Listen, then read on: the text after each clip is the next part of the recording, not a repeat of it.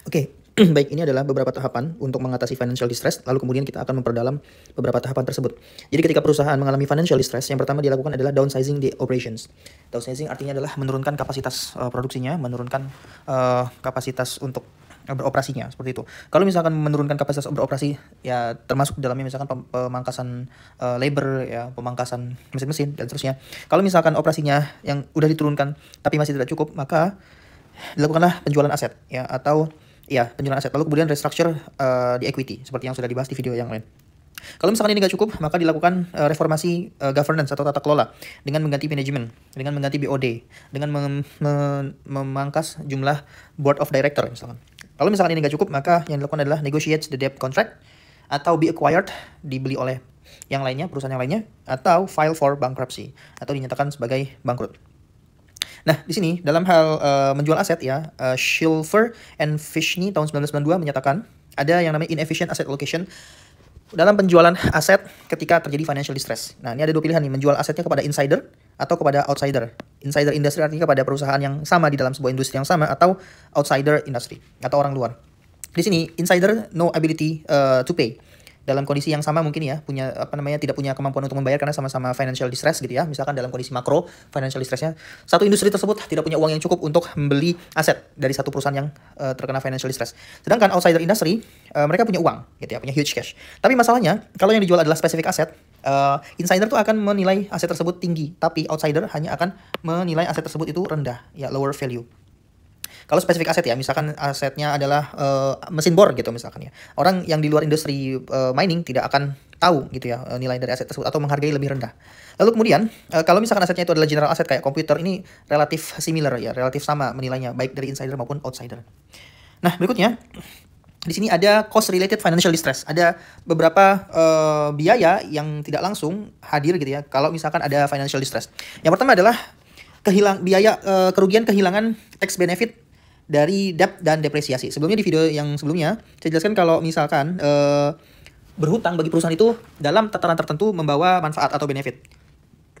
Ya, in normal condition, leverage firm benefit from debt because ya ada tax shield. Jadi jumlah hutang yang dimiliki oleh perusahaan lalu dikali dengan rate pajak tertentu, maka itu bisa menjadi penghematan pajak. Dan juga depresiasi itu mengurangi pajak gitu ya. Tapi dalam kondisi financial distress, di mana perusahaan tidak mampu mencetak profit, ya, maka tidak ada yang namanya tax shield, atau tax shield itu tidak berlaku seperti itu ya. Dan ini menurunkan value of firm. Oke, ini yang pertama. Loss of tax benefit of debts and depreciation. Indirect cost yang kedua adalah meningkatnya cost of transactions. Oke, dalam beberapa bentuk cost of transaction itu. Yang pertama adalah dalam kondisi financial distress, transacting in financial market is costlier. Bertransaksi atau membuat aset financial di financial market bagi perusahaan yang terkena financial distress itu lebih costly, lebih mahal. Contohnya di sini adalah underwriter spread will be very high. If floating new share, the underwriter spread will be very high. Biaya untuk penjaminan underwriter spread-nya itu menjadi lebih tinggi. Kenapa? Karena due to higher risk yang dialami oleh perusahaan yang terkena financial distress. Yang kedua, terkait cost of transaction juga, restructuring cost of its debt also higher. Bernegosiasi membuat hutang-hutang yang lama itu direstrukturisasi bagi perusahaan yang terkena financial distress itu menjadi lebih tinggi juga. Kenapa? Karena menganggap resikonya menjadi lebih tinggi juga. Yang berikutnya adalah agency cost. Ini adalah agency cost yang muncul akibat adanya financial distress. Setidaknya ada dua. Yang pertama adalah managerial discretion. Di sini senior manager, ya, dia dalam membuat keputusannya, ya, itu hanya didasarkan kepada menjaga agar dia digaji tetap tinggi. Their pay secure, gaji mereka tetap tinggi. Karena mereka tahu nih kebijakannya ini ada dalam kondisi financial distress. Jadi mereka lebih mementingkan diri sendirinya membuat kebijakan yang mengamankan gaji mereka yang tinggi.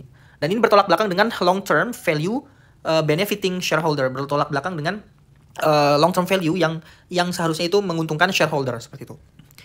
Nah, bisa juga ya dalam kondisi financial distress, ya, para manajer itu bisa juga untuk cabut gitu ya. Bisa juga untuk mencari pekerjaan lain karena tahu nih perusahaannya sudah dalam kondisi financial distress, seperti itu. Nah, agency cost yang kedua yaitu namanya agency cost of debt. Ini dalam bentuk expropriates the creditors. Maksudnya apa sih? Manajer di sini, ya, bisa mengambil langkah-langkah spekulatif, ya, yang ini akan membahayakan kreditor, ya kan? Nah, dalam kondisi financial distress, equity itu perusahaan itu lebih rendah daripada debt-nya. Artinya di sini uang siapa yang lebih banyak? Uang kreditor. Nah, ketika manajer mengambil langkah-langkah yang spekulatif, langkah-langkah yang beresiko, maka at the end of the day debitur lah atau pemberi uang lah, pemberi pinjaman lah, yang akan menanggung resiko tersebut gitu ya. Kreditur dalam hal ini adalah misalkan bank gitu ya yang akan bear the loss. Ada langkah-langkah di mana manajer itu mengambil keputusan yang kelak merugikan para kreditur. Contohnya misalkan aset perusahaannya menjadi lebih turun sehingga dalam tataran tertentu kreditur tidak bisa mendapatkan bahkan uang pokoknya itu tidak bisa kembali. Kenapa? Karena ada undang-undang yang memisahkan antara kekayaan pribadi dengan kekayaan perusahaan misalnya seperti itu. Intinya beberapa kebijakan yang ini meletakkan posisi kreditur dalam kondisi yang merugikan kayak gitu. Nah, berikutnya ada yang namanya negatively liquidity effect. Jadi selain 3 biaya tidak langsung tadi, ada yang paling terakhir adalah negative liquidity effect. Nah, ketika financial distress terjadi ya, professional analis, ya ini analis investor profesional itu berhenti follow the stock ya, stop to follow the stock, artinya tidak lagi mengikuti perkembangan harga stok tersebut. Dampaknya apa? Ketersediaan informasi publik terhadap stok tersebut itu menurun gitu ya. Lalu kemudian investor interestnya juga menurun. Jadi investor tidak mau membeli stok yang terkena financial distress. Akibatnya apa? Akibatnya adalah normal trading in the stocks itu menjadi turun ya. Investor yang jual beli stok tersebut itu menjadi turun ya. Banyak yang nggak mau beli stok tersebut. Lalu kemudian bid and ask spreadnya menjadi naik ya. Karena menjadi naik gitu ya. Artinya jarak antara bid sama spreadnya menjadi lebih mahal. Maka semakin tidak tertarik lagi investor untuk bertransaksi di stok tersebut.